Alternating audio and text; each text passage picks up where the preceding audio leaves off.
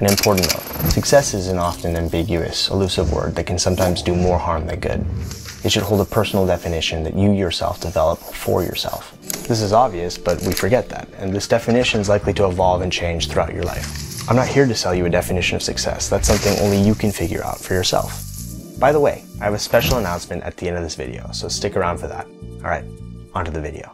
Why do some people achieve the things that they set out to accomplish while others don't? Or more simply and directly put, how do I become successful in the things that I pursue? I think we all ask ourselves these questions in some form or another, consciously or unconsciously, throughout our lives. Unless you have absolutely no attachment to the material world, you've thought about this. And it's true that we live in a very competitive world, and there's something about hyper productivity and getting ahead of others in life that makes me uncomfortable. That's not what this is about. What interests me is realizing my potential, however cliche that might sound, and creating a life that I feel is colorful and dynamic. There are things that I want to accomplish before my time on this earth is up and I reincarnate as like a goat or a tree or whatever. So I'm going to do my best to answer this question. And more than anything, this is a topic that interests me, and I just want to share my reflections on this subject as I try and piece things together. It's such a massive topic that I'm going to do this in two parts. Let me explain why I'm even talking about this.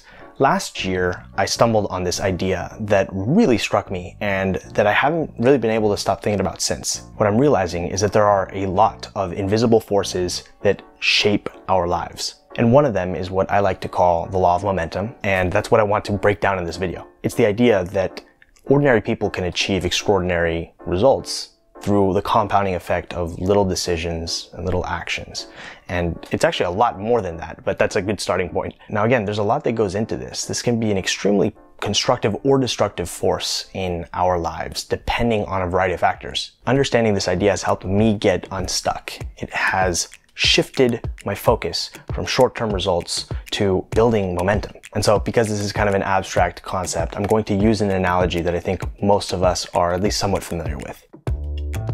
There's a well-known concept in the investment world that is known as compound interest. And it's exciting when you first discover it and understand its power as a new investor. Like I said, you might have heard of this already, so I'll keep this brief. Essentially, compound interest is the addition of interest to the principal sum of a loan or deposit, or in other words, interest on interest. Your money starts making more money, and it has a kind of snowball effect. And if you can get the snowball rolling early enough, you can end up with an avalanche. For the record, I am not the only person interested in this idea. Albert Einstein understood the power of compound interest. He famously said, "Compound interest is the eighth wonder of the world. He who understands it earns it, he who doesn't pays it."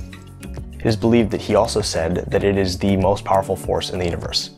I'm not kidding, that's not a joke. Kind of a bold claim though, right? So why am I talking about compound interest? This is not a channel on personal finance. Well, I believe this is an idea that can be applied to other aspects of our lives as well. In fact, I find this to be an incredibly powerful idea on how to build yourself, your wealth, your projects, your career, whatever it may be. We're all kind of building our own little empires. 2020, the age of the personal brand. Jim Collins, for example, took this idea and applied it to the building of exceptional businesses in his book, Good to Great, where he coined the term the flywheel effect. Darren Hardy just straight up called it the compound effect in his book of the same name, where he applied this idea to career and well-being. And he talked about how the compound effect can be enormously destructive in our lives as well, through consistent poor decisions. And James Clear brilliantly illustrated how many of these same ideas apply in the world of breaking bad habits and building good ones in his book, Atomic Habits. What I'm saying is that this idea isn't just about money, it's about life, it's about construction and destruction. And whether you realize it or not, it's working in your life right now.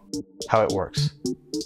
Looking at things in life through the lens of momentum is really quite fascinating. It dictates so much of our lives. Much of your life has been shaped by the momentum of where you come from, who you grew up with, and how you were raised. That's undeniable. But then all of our actions and decisions act like interest. Either you're adding little by little or chipping away bit by bit from whatever direction you're trying to work towards. And I don't want to paint out like a doomsday sort of scenario. We all have negative and positive momentum in our lives. And the exciting part of this is that I believe it's something that you can manipulate. It's something that you can do something about. Now, your actions and decisions on any given day lead to very tiny immediate results for the most part. They don't usually lead to life-altering changes, but multiplied day by day, week by week, well into the future, the impact impact begins to become so much more visible. In fact, Jim Collins explains with his theory of the flywheel that with enough sustained effort, eventually you hit a breakthrough point where the momentum itself begins to self-perpetuate. We're talking about compound interest on life. In following this analogy, the investment isn't money, it's learned behavior, it's patterns, it's mindsets, the things that begin to take root and either build you up or destroy you. Okay, so here's the thing. It's kind of an abstract concept, but it's pretty simple in general to understand. The reason this is hard for so many of us to actually incorporate in our lives is because it's invisible. You do not see the immediate results of your actions and decisions when working towards long-term goals. The further out your project, the more of a gap, a lag that exists between the energy and time investment that you're making and the results that you're seeing. Things do not operate linearly. That's why it sometimes takes a long time for things to catch up. But if you can stick with things long enough, the magic comes later. However, I think a lot of us get discouraged along the way and then fall into the destructive side of the law of momentum, where we're caught up in little distractions, little setbacks that chip away at our potential. Now, the reason why I believe so many of us struggle to actually make this happen and be successful in the things that we're trying to achieve is complicated. There's no simple answer here, but a large part of it comes down to what I believe are myths that exist in society that lead us down the wrong path. We need to unlearn limiting beliefs. And to break this down, I'm going to explore several myths that exist in society that lead us to invest our time and energy into things that do not lead to results. 1. The myth of talent and natural ability. Talent exists, okay? I'm not gonna deny that it plays a role in our lives. Some of us do have genes that are predisposed for certain pursuits. I was never going to be a professional basketball player. I'm just way too short for that. However, I would like to make the argument that there are many walks of life where the perceived role of talent or natural ability is massively overblown. And there's a subtle destructive implication that goes along with that. Starting early in life and through to this day, I have often heard people say, wow, they're so talented, when referring to somebody doing something successfully. Again, I'm not going to say that talent didn't play a role in the successful career of any given professional. The implication there is that the ability to get good at something or to make progress at all with any given skill comes down to talent, which is something that you're either born with or not. Put another way, whether we realize it or not, there's oftentimes very little attention or value placed on the effort that one invests in developing a skill. In that way, talent is a dangerous word.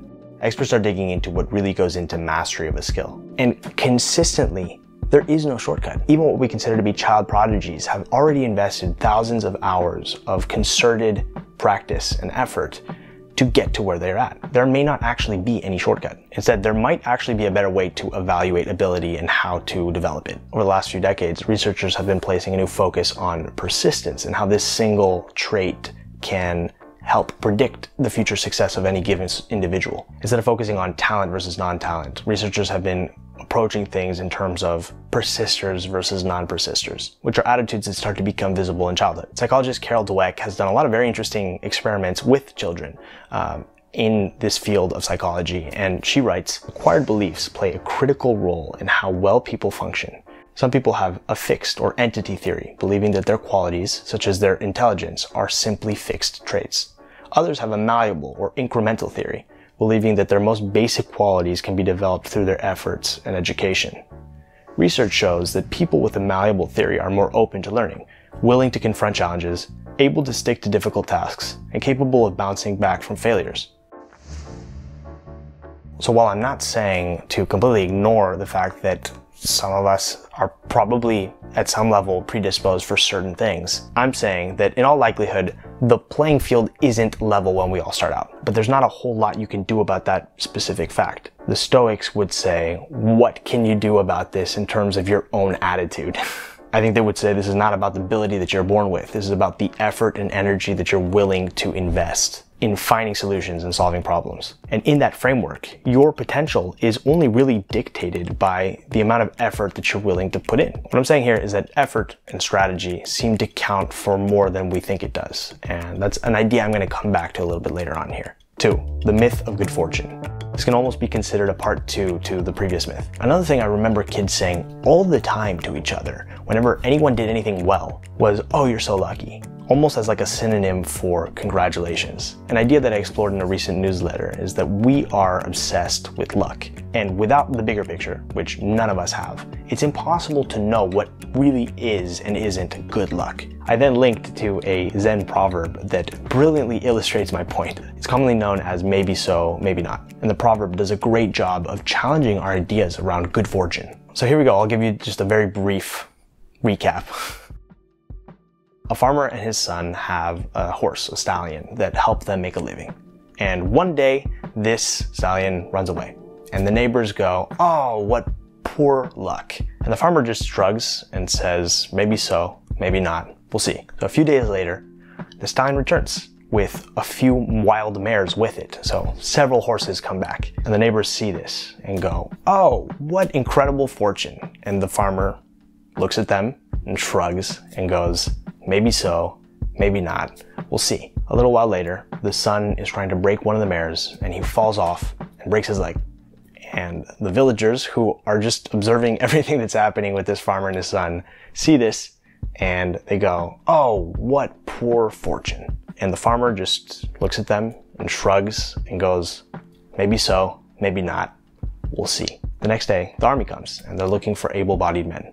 And because the son was with his broken leg, he was not able to join. And by now, I would imagine you can guess what happens next. The villagers see this, they go, "Oh, what good fortune, your son has been spared." And the farmer just looks at them and shrugs and goes, "Maybe so, maybe not, we'll see." The point is, we never know in life. It's really just a question of perspective. And so it's undeniable that luck, that which is outside of our control, does play a major role in our lives. However, I always end back up with the Stoics and what they had to say on all this. The only thing that you can control is your attitude and how you feel and react about the things that happen to you in your life. And therefore, that is where we should place all of our attention and energy. There's a psychologist by the name of Angela Lee Duckworth who did a wonderful TED Talk that's related to this. She's done a ton of research on why certain people become successful. And so when referring to all the different people that she studied, she said, in all of those very different contexts, one characteristic emerged as a significant predictor of success. And it wasn't social intelligence, good looks, physical health, and it wasn't IQ.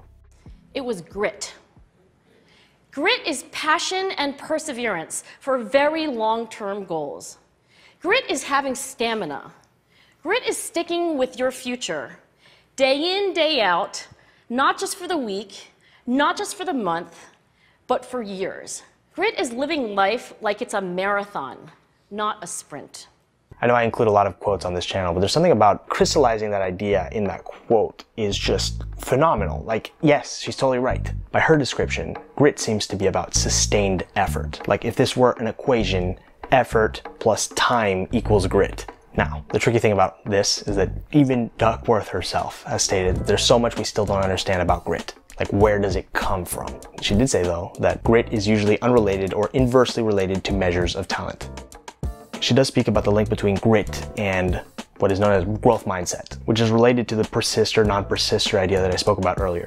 If you believe that you can get better, you will make a greater effort. A growth mindset is believing that failure is not a permanent condition. So, what I'm proposing here is to, instead of focusing uniquely on talent and natural ability, on good luck, on things that are out of our control, that were decided when we were born, to focus instead on effort, persistence, and grit. That's actionable. There's something that you can actually do about that. What I'm saying is that it's actually worth it to try. I truly believe you will surprise yourself with what you're capable of accomplishing with sustained effort. This is about belief more than anything. So as I said before, this is an enormous topic and I'm still only just scratching the surface, but I'm gonna leave things there before this video gets too dense. There are more myths that I'd like to explore and debunk, but I'm gonna save that for part 2. And these are not clear-cut fixed ideas. So I'd love to hear your input, if you agree with me or if you don't, why. That's the thing, our ideas about success and what it takes and the elements that have to come together for it to happen are evolving. Our understanding of this is evolving. And it's interesting to see how, as we develop a better understanding of the human condition, these ideas change. I'm super excited to announce that my first ever online class ever is available now on Skillshare, who are also sponsoring this video. I worked really hard on this and I'm really happy with how it came out. It's on the topic of how to discover, hone in on, and share your voice online, which is something that I get asked about all the time. These are things that I wish I knew when I was starting out. It's an unclear often frustrating process when you're throwing yourself out there, especially because it feels like there's so much stuff already out there. And so these are things that I, once again, wish that I knew when I was starting out. Skillshare have been sponsoring this channel since last year. Really grateful to have their support. Skillshare, for those of you that don't know, is a website where you can go and develop new skills or explore your creativity in general. There's all kinds of cool classes on there. I really like their material on street photography. They have a lot of cool classes on how to get yourself organized. So if you're interested in trying it out for yourself, there's a link in the description below to get a 2-month free trial of Skillshare Premium. A year-long membership, by the way, comes out to $10 a month. So rather affordable in my opinion. And that gives you access to everything that they have on there, and you can try out my class if you're interested. If you do, please let me know. I'd love to hear what you think. Thank you so much for watching, and I'll see you soon.